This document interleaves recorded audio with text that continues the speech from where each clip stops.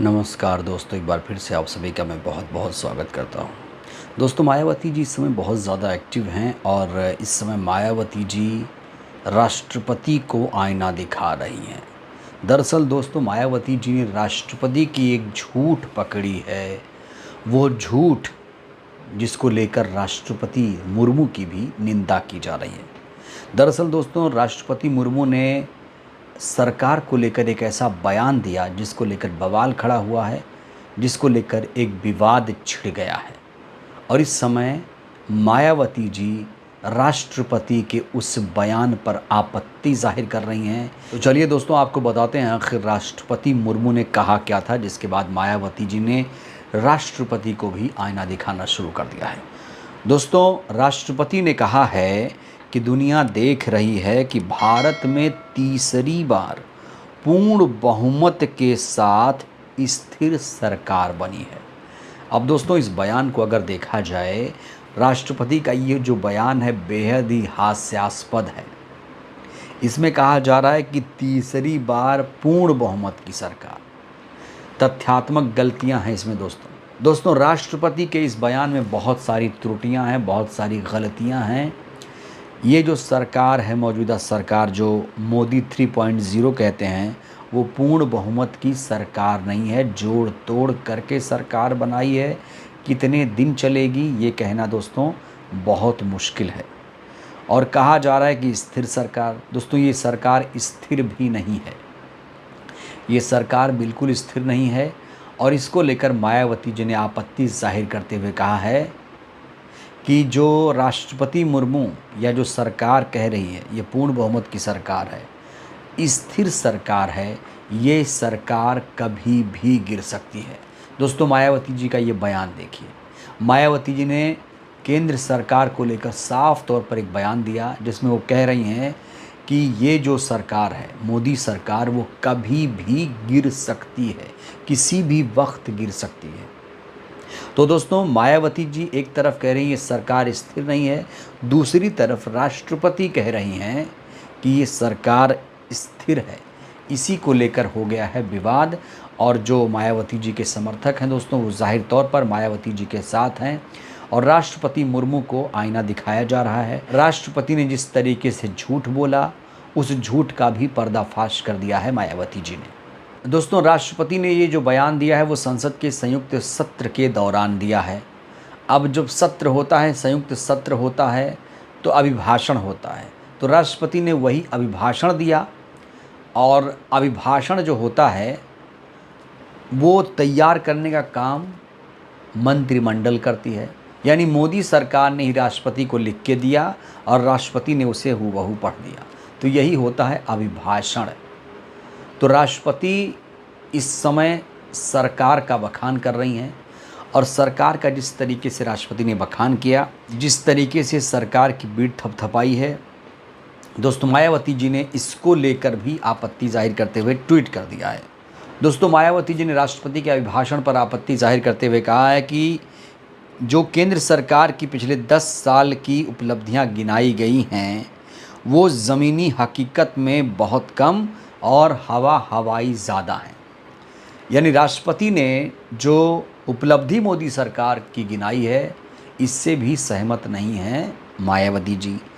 साथ ही साथ मायावती जी ने कहा है कि केंद्र सरकार देश में आए दिन बढ़ रही गरीबी, बेरोज़गारी और महंगाई तथा कमज़ोर वर्गों की समस्याओं को भी लेकर कतई गंभीर नहीं है। इनके आगे के 5 वर्षों के रोड मैप में भी कोई ख़ास दम नहीं है।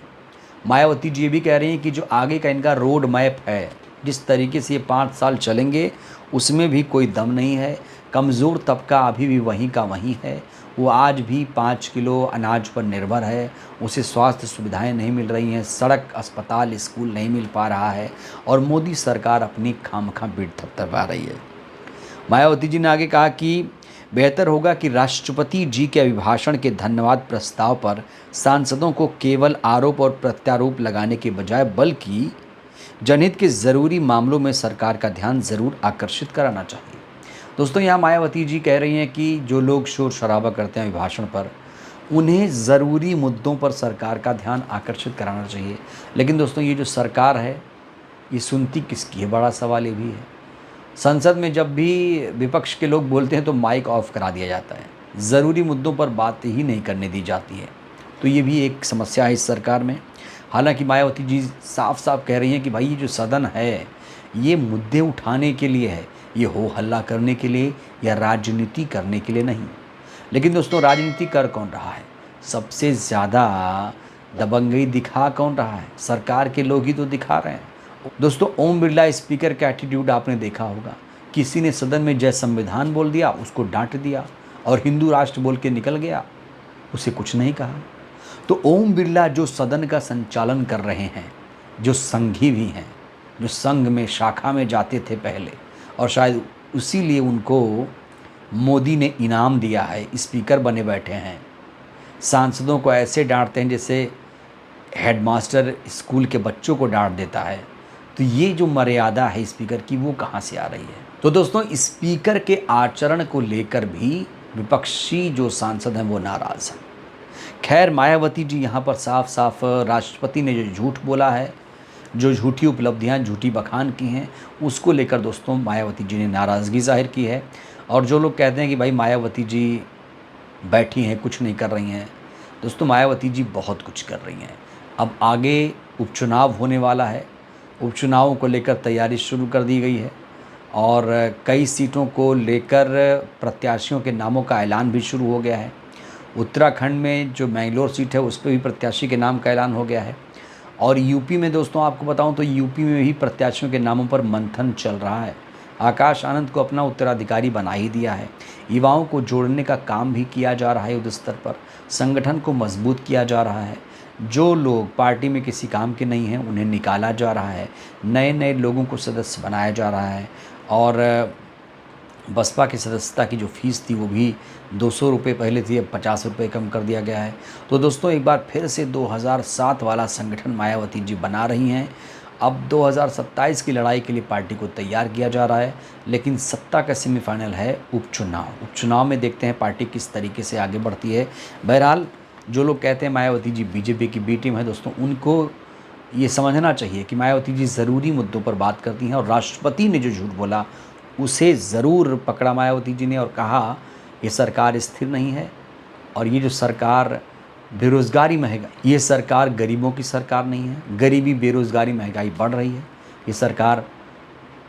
ये सरकार गरीबों की सरकार नहीं है, ये सरकार सिर्फ अमीरों की सरकार है। बहरहाल दोस्तों, इस वीडियो में फ़िलहाल के लिए बस इतना ही। मायावती ने जिस अंदाज़ में राष्ट्रपति को आईना दिखाया उसको लेकर दोस्तों आप क्या कहेंगे? अपनी प्रतिक्रिया ज़रूर दीजिए। बहुत बहुत धन्यवाद, शुक्रिया।